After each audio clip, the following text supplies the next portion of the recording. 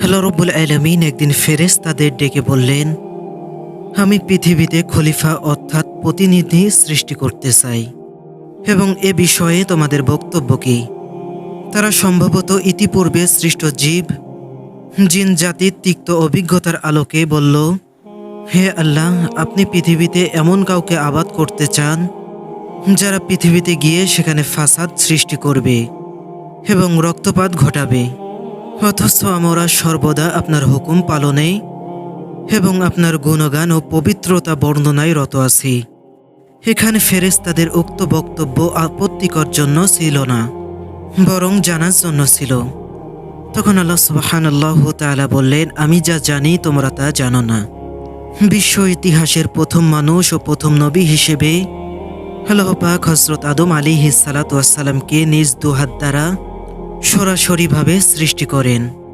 অতঃপর আদমের পাঁজর থেকে তার স্ত্রী হাওয়া আলাইহিস সালাতু ওয়াস সালামকে সৃষ্টি করেন।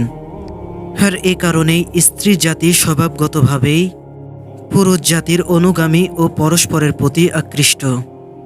হযরত আদম আলাইহিস সালাতু ওয়াস সালাম বিশ্বের প্রথম নবী। কোরআনে তার নাম 19 বারের বেশি এসেছে। হযরত আদম আলাইহিস সালাতু ওয়াস সালামকে সব বস্তুর নাম শিখিয়ে দেন। এরপর ফেরেশতাদের সামনে বিভিন্ন বস্তু তুলে ধরে বলেন, যদি তোমরা তোমাদের ধারণায় সঠিক হয়ে থাকো তাহলে আমাকে এসব বস্তুর নাম বলে দাও। ফেরেশতারা বলল, হে আল্লাহ, আপনি পবিত্র, আমরা ততটুকুই জানি যতটুকু আপনি শিখিয়েছেন, নিশ্চয় আপনি মহাজ্ঞানী। এরপর আল্লাহ ফেরেশতাদের আদেশ করলেন হযরত আদম আলাইহিস সালাতু ওয়াস সালামকে সেজদা করতে। হযরত আদম আলাইহিস সালাতু ওয়াস সালামকে বললেন, তুমিও তোমার স্ত্রী জান্নাতে থাকো, যা ইচ্ছা খাও। এরপর বিশেষ একটি গাছ দেখিয়ে আল্লাহ সুবহানাল্লাহু তাআলা বললেন, তোমরা এর কাছে যাবে না, অন্যথায় গেলে জালিমের অন্তর্ভুক্ত হবে। এই বলে আল্লাহ পরীক্ষা করে দেখলেন হযরত আদম আলাইহিস সালাতু ওয়াস সালাম আল্লাহর কথা মানেন নাকি না ভুলে গিয়ে শয়তানের চক্রান্তে ফেঁসে যান। শয়তান আগে থেকেই অখুশি ছিল, কারণ তার কারণেই সে আল্লাহর দরবার থেকে বিতাড়িত হয়েছে। আল্লাহ তাআলার অভিশাপ তার উপর পড়েছে। তাই সে শপথ করেছে, আমি হযরত আদম আলাইহিস সালাতু ওয়াস সালাম আর তার সন্তানদের কিয়ামত পর্যন্ত পথভ্রষ্ট করতে থাকব, যাতে তারা আল্লাহর কথা না মানে এবং মন্দ কাজ করতে থাকে।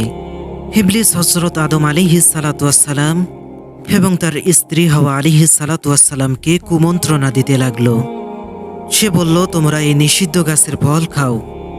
এ গাছের ফল খেলে তোমরা মানুষ থেকে ফেরেশতায় রূপান্তরিত হবে, ফলে তোমরা কখনোই আর জান্নাত থেকে বের হবে না।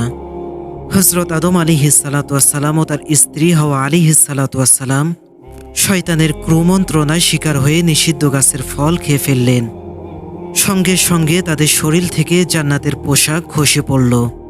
গাছের পাতা দিয়ে তারা নিজেদেরকে শরীর ঢাকলেন।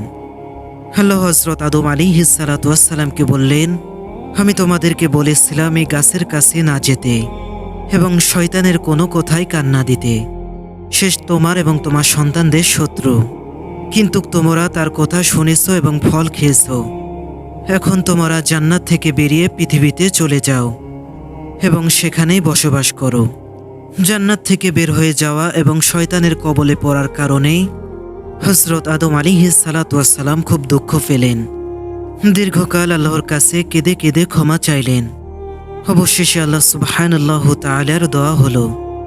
তিনি হযরত আদম আলাইহিস সালাতু ওয়াস সালামকে একটি দোয়া শিখিয়ে দিলেন। তিনি বললেন, হে আমার রব, আমি আমার নিজের উপর জুলুম করেছি।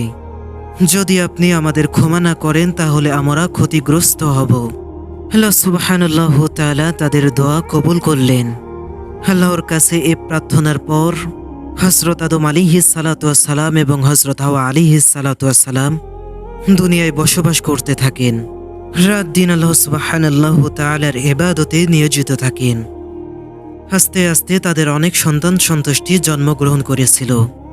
এদিকে ইবলিসকে আল্লাহ মানুষের জন্য পরীক্ষা স্বরূপ সৃষ্টি করেন এবং কিয়ামত পর্যন্ত তার হায়াত দীর্ঘ করে দেন। মানুষকে আল্লাহর পথ থেকে বিতাড়িত করা এবং মানুষকে ধোঁকা দেওয়াই একমাত্র শয়তানের কাজ। সে মানুষকে বলে কুফরি করো, কিন্তু যখন সে কুফরি করে তখন শয়তান বলে আমি তোমার থেকে মুক্ত। আমি বিশ্বপ্রভু আল্লাহ তাআলাকে ভয় করি।